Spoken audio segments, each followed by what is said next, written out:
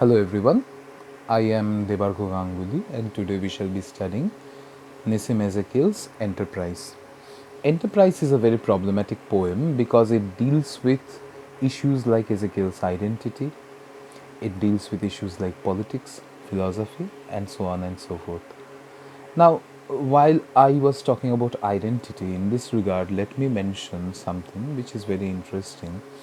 You see, Ezekiel was a very erudite person and he tried to bring the English dialectics to Indian poetry, and he has been influenced by people like W.B. Yeats, T.S. Eliot, W.H. Auden, and so on and so forth. So, before we begin Ezekiel, I would like to give you a quotation from T.S. Eliot from his memorial lecture on W.B. Yeats, where Eliot said that only a great poet can, out of intense and personal experience, express a general truth. So, truth is a product of intense and personal experience. And for Ezekiel, the most intense and personal experience was his Indianness. For instance, in an essay, Naipaul's India and Mine, Ezekiel writes, "In other countries, I am a foreigner. In India, I am an Indian. India is simply my environment. A man can do something for and in his environment by being fully what he is, by not withdrawing from it. I have not withdrawn from India. I believe in anger, compassion, and contempt. They are not without value. I believe in acceptance that incorporates all three, makes use of them. I am incurably critical and skeptical. That is what I am in relation to India also."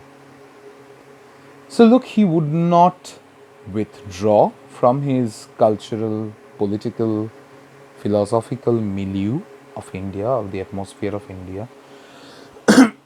Sorry. And he would not also let go of the anger, compassion, and contempt he feels for India.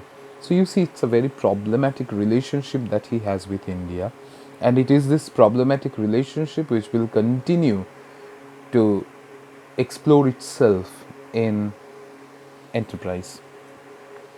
Now, while Ezekiel talks about this double consciousness, he also mentions a distinction between poem and poetry. In one of his poems, Ezekiel writes, "A poem is an episode, completed in an hour or two, but poetry is something more. It is the why, the how, the what, the flow from which a poem comes." So, poem ceases to be with its inception. Poetry begins when we start reading it. So, poetry is basically all our thought processes taken together. Poetry is basically all forms of interpretation taken together. And let's try to understand the Enterprise not as a poem, therefore, but as poetry. Now, the Enterprise also talks about Ezekiel's Indianness. Now, remember I mentioned that essay, Naipaul's India and Mine? There, Ezekiel specifies his Indianness. He says, "I am not a Hindu and my background makes me a natural outsider.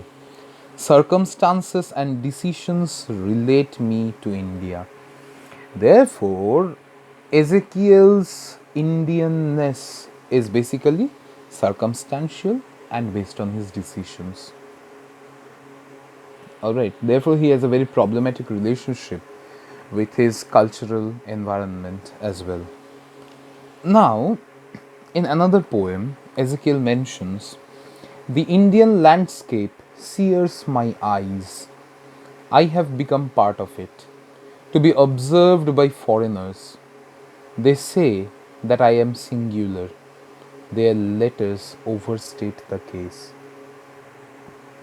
And you'll see that whenever we talk about Ezekiel, we cannot but think of him in very singular terms. He is a singularity when we talk about him in Indian poetry.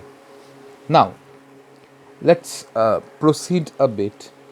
Enterprise belongs to the collection entitled The Unfinished Man, which was published in 1960. Now, the volume begins with an epigraph from William Butler Yeats's poem, The Dialogue of Self and Soul. Alright, so now you can understand why I was mentioning Eliot and Yeats. Eliot's references are abundant in this poem that we are going to read. So I'll also mention those. But for now, let's justify our usage of Yeats. Now, the two lines are the unfinished man and his pain, brought face to face with his own clumsiness. So, it is an unfinished man's enterprise to become complete. It is an unfinished man's pilgrimage to himself. As the French call it, it's a voyage intérieur. It's an inward journey to arrive at the self. So, without further ado, I think we should read the poem. Alright. It started as a pilgrimage, exalting minds and making all the burdens light. The second stage explored but did not test the call. So already you can understand that Enterprise is a very symbolical poem, because it begins with the assertion that it started as a pilgrimage. Now, whenever we think about a pilgrimage, we are at once reminded of the greatest poetry concerning pilgrimage, which is Geoffrey Chaucer's The Canterbury Tales. So, in a way, Ezekiel tells you that he is going to belong to the tradition and enrich it with his individual talent. So, it started as a pilgrimage. Now, where do you go to a pilgrimage? Why do you go to a pilgrimage? These are the questions that are entailed but never answered. And look, he says it started as a pilgrimage. What started as a pilgrimage? The enterprise. What was the enterprise for? What was the endeavor for? It is not answered. But we can understand that the title becomes an integral part of the poem itself. So it started as a pilgrimage, exalting minds and making all the burdens light. Now, if you read the entire poem, you'll understand that it talks about Indian history in the garb of a pilgrimage. And therefore, Indian history becomes a major marker of Ezekiel's negotiation with his Indianness. So it started as a pilgrimage. Now, if you look at the Vedic ages, the ancient Vedic ages, you see that pilgrimages were very common back then. And people were not so much interested about what was going on in the outside, and they were interested about what was going on inside. So it was a voyage intérieur. Like Shankara said, that the external world is not real, only Brahman is real, and only through intense meditation can one try to arrive at an understanding of Brahman himself. Sorry, my lamp is causing a lot of problems. So, what happens is that knowledge, meditation, internal assessment, these things were valued back in the olden days. So it started as a pilgrimage into the self, exalting minds and making all the burdens light. Because all the world's burdens were considered to be Maya, the Moha, illusions. Therefore, all the burdens were light, and you basked in an understanding of yourself, you basked in the delight of an exalted mind. But you see, whenever you will go through certain books which are available, people usually do not talk about these things so much.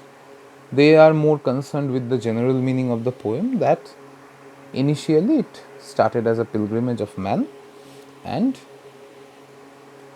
whenever something starts, say a journey starts, everybody is excited, and therefore we think that we will be gaining a lot of knowledge, exalting minds, and making all the burdens light.